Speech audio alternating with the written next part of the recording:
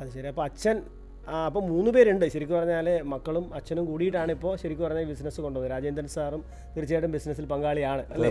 തീർച്ചയായിട്ടും. അപ്പോൾ ഇതിൽ ഇപ്പം ഇലക്ട്രോണിക്സ് ആൻഡ് കമ്മ്യൂണിക്കേഷൻ അതിന് ശേഷമാണ് ഇതിലോട്ട് വന്നിരിക്കുന്നത്. അപ്പോൾ 2 പേരും പിന്നെ 2 സഹോദരങ്ങളൊക്കെ ഒന്നിച്ച് ഒരു ബിസിനസ് കൊണ്ടുപോകാന്ന് പറയുമ്പോൾ സാധാരണഗതിയിൽ ഇങ്ങനെ കോൺഫ്ലിക്റ്റ് ഒക്കെ സ്വാഭാവികമായിട്ട് ഉണ്ടാവുമല്ലോ. അപ്പോൾ നിങ്ങളുടെ ഒരു കെമിസ്ട്രി എങ്ങനെയാണ്? തീർച്ചയായിട്ടും 2 ഇൻഡിവിജ്വൽസിന് 2 മൈൻഡ് സെറ്റ് ഉണ്ടാവും, 2 രീതിയിലുള്ള അഭിപ്രായങ്ങളുണ്ടാവും പല കാര്യങ്ങളിലും. പക്ഷെ ഞങ്ങൾ ഒരു തീരുമാനം എടുത്തിരിക്കുന്നത് എന്തായിരുന്നാലും, അത് ഏതൊരു പുതിയൊരു ഇൻവെസ്റ്റ്മെൻ്റ് ആണെങ്കിലും ശരി, അല്ലെങ്കിൽ പുതിയ ഏതെങ്കിലും ഒരു രീതിയിലുള്ളൊരു പ്രോഗ്രാം കണ്ടക്ട് ചെയ്യുന്ന എന്തായിരുന്നാലും, ബിസിനസ് ഡെവലപ്മെൻറ്റിൻ്റെ ഏതൊരു കാര്യമാണെന്നുണ്ടെങ്കിലും ഞങ്ങൾ തമ്മിൽ അത് സംസാരിക്കും.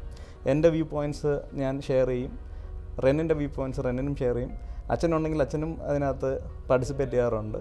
പക്ഷേ എൻഡ് ഓഫ് ദി ഡേ ആ ഡെലിബറേഷൻസ് എല്ലാം കഴിഞ്ഞിട്ട് ബിസിനസ്സിൻ്റെ കോമൺ ഇൻട്രസ്റ്റിന് ഏതാണ് മോർ സെൻസിബിൾ, മോർ ബെനിഫിഷ്യൽ എന്ന് ഞങ്ങൾ മനസ്സിലാക്കിയിട്ട് അത് മുന്നിൽ നിർത്തിയായിരിക്കും ഞങ്ങൾ പിന്നെ മുന്നോട്ടുള്ള കാര്യങ്ങൾ ചെയ്യുന്നത്. അതായത് ഈ റിലേഷൻഷിപ്പിന് ഉപരി ബിസിനസ്സിൻ്റെ കാര്യത്തിൽ ഹൈലി പ്രൊഫഷണൽ ആയിട്ടുള്ള ഒരു ആറ്റിറ്റ്യൂഡാണ് 2 പേരും എടുക്കുന്നത് എന്നുള്ളതാണ് അല്ലേ? 100%.